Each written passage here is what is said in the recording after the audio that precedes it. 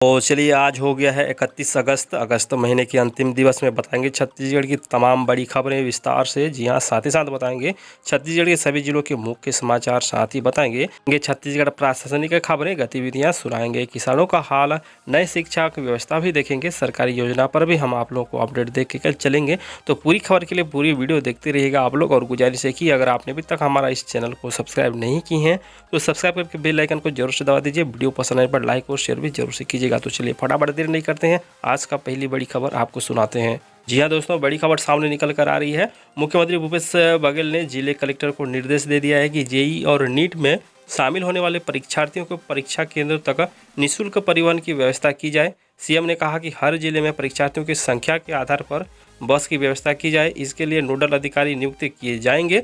वाहन में यात्रा के लिए एडमिट कार्ड दिखाने पर अनुमति दी जाएगी। और वहीं मुख्यमंत्री कलेक्टर को जारी निर्देश पर कहा है कि लॉकडाउन के कारण बस सेवा संचालित नहीं हो रही है, अतः बस ऑपरेटरों से तत्काल बसों की व्यवस्था कराई जाए।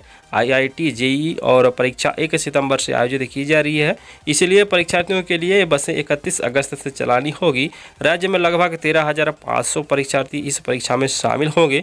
प्रदेश में इस परीक्षा के लिए 5 केंद्र बनाए गए हैं। परीक्षा में शामिल हो रही छात्र छात्राओं, साथ ही उसके अभिभावक को भी यात्रा की अनुमति होगी। यात्रा निःशुल्क होगी और इसके लिए कोई राशि नहीं ली जाएगी। इसका व्यय राज्य शासन द्वारा वहन किया जाएगा। तो दोस्तों, इस तरह से बड़ी खबर सामने निकल कर आ रही है। जी हाँ, सीएम बघेल के निर्देश अनुसार जेईई और एनईटी की जो परीक्षा है उसके लिए निःशुल्क वाहन की व्यवस्था की जा रही है परीक्षार्थियों के लिए।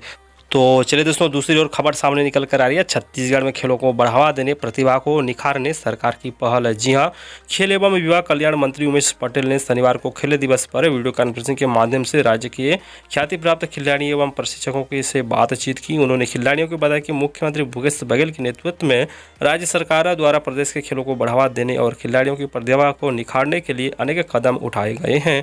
राज्य में खेल प्राधिकरण का गठन भी किया गया है। इसके अलावा वन स्टेट वन गेम के तहत केंद्र सरकार द्वारा ओलंपिक 2024 में तीरंदाजी में देश का प्रतिनिधित्व करने के लिए प्रतिभाशाली तीरंदाज खिलाड़ियों को प्रशिक्षित कर उन्हें तैयार करने की जिम्मेदारी छत्तीसगढ़ राज्य को सौंपी गई है। देश के विभिन्न राज्यों में उत्कृष्ट खिलाड़ियों को दिए जाने वाले पुरस्कार को भी स्थगित किया गया है। छत्तीसगढ़ में भी कोरोना संक्रमण के कारण कुछ सुरक्षा दृष्टि से खेल दिवस पर आयोजित होने वाली पुरस्कार अलंकरण समारोह को स्थगित कर दिया गया है। तो इस तरह से बड़ी खबर सामने निकल कर आई है। जी हाँ, छत्तीसगढ़ सरकार खेलों को बढ़ावा दे रही है और प्रतिभा को निखारने के लिए सरकार की ओर से पहल की जा रही है, योजनाएं चलाई जा रही है और आने वाले 2024 में छत्तीसगढ़ को ओलंपिक का नेतृत्व करने का मौका भी दिया जा रहा है। तो दोस्तों, अगर आप भी खेलों पे रुचि रखते हैं तो आप अपना विचार, अपनी राय नीचे कमेंट बॉक्स पर कमेंट करके जरूर से अवगत कराते रहिएगा। तो चलिए फटाफट चलते हैं अगली बड़ी खबर की ओर।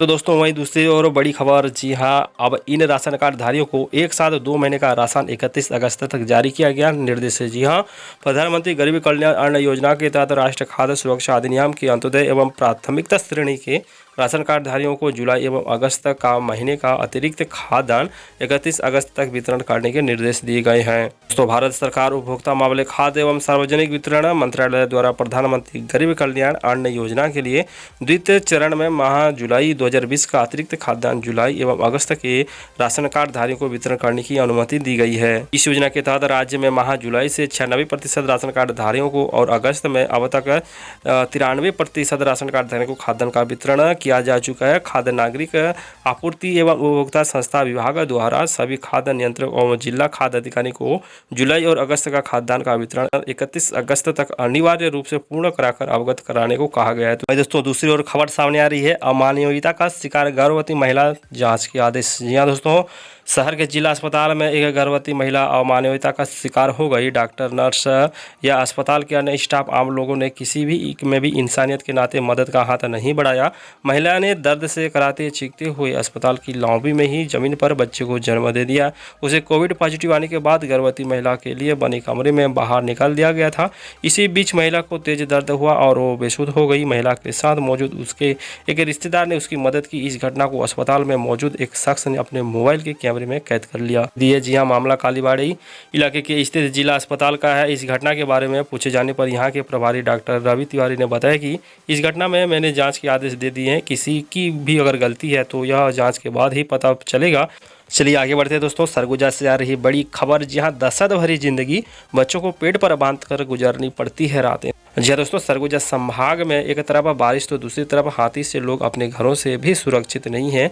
इसके चलते महिलाएं स्कूलों और आंगनबाड़ी भवनों में बच्चों को कपड़े से पेट पर बांधकर सो रही हैं ताकि हाथी हमला करे तो बच्चों को लेकर भाग सके। वहीं पुरुष रात भर रत जगा कर रहे हैं। हाथी इन दिनों बलरामपुर और राजपुर और वाड्रानगर के गाँव में उत्पात मचा रहे हैं। इन इलाकों में हाथियों ने 2 साल में 10 से अधिक लोगों को मार डाला है। यहाँ लोग जितना कोरोना से नहीं उससे अधिक हाथियों से डर रहे हैं। तो चलिए आगे बढ़ते हैं दोस्तों, और हम आप लोगों को लेटेस्ट छत्तीसगढ़ कोरोना अपडेट बता के चलते हैं। जी हाँ, पिछले 2 हफ्ते में के भीतर कोरोना संक्रमितों को बेतहाजा वृद्धि हुई है। राजधानी में मरीजों की संख्या 10,000 को पार कर गई है। पिछले 24 घंटे में शहर में 630 और प्रदेश में 1513 नए मरीज मिले हैं। प्रदेश में कोरोना का पहला मरीज 165 दिन पहले राजधानी में ही मिला था।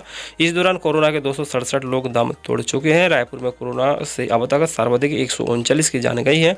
मरीजों के बाद संक्रमितों की कुल संख्या 38,746 व एक्टिव केस की अगर हम बात करें तो 12,666 पहुंच गई है। पिछले 24 घंटे में रिकॉर्ड 709 मरीजों की डिस्चार्ज भी किया गया है। अब तक 15,818 डिस्चार्ज किए जा चुके हैं। रायपुर में रिकवरी दर घटकर 38.16% है। वहीं प्रदेश की रिकवरी दर की अगर हम बात करें तो 55.02% है। रायपुर में 2, रायगढ़ में 2, बालोद, बिलासपुर, राजनांदगांव, महासमुंद और दुर्ग में एक समेत 11 मरीजों की मौत हुई है। तो इस तरह से दोस्तों हमने आपको छत्तीसगढ़ लेटेस्ट है कोरोना अपडेट्स की हमने आप लोगों को अपडेट दी। तो चलिए फटाफट चलते हैं अगली बड़ी खबर की ओर हैं और लेटेस्ट कोरोना की अपडेट हम आप लोगों को बता के चलते हैं। जी हाँ, आंगनबाड़ी कार्यकर्ता, मिनी आंगनबाड़ी कार्यकर्ता, सहायिका पद पर निकली भर्ती कर सकते हैं आवेदन। ग्रामीण क्षेत्र में पुराने रिक्त आंगनबाड़ी केंद्रों में आंगनबाड़ी कार्यकर्ता, मिनी कार्यकर्ता और सहायिका के कुल 53 रिक्त पदों में भर्ती के लिए आवेदन आमंत्रित किए गए हैं।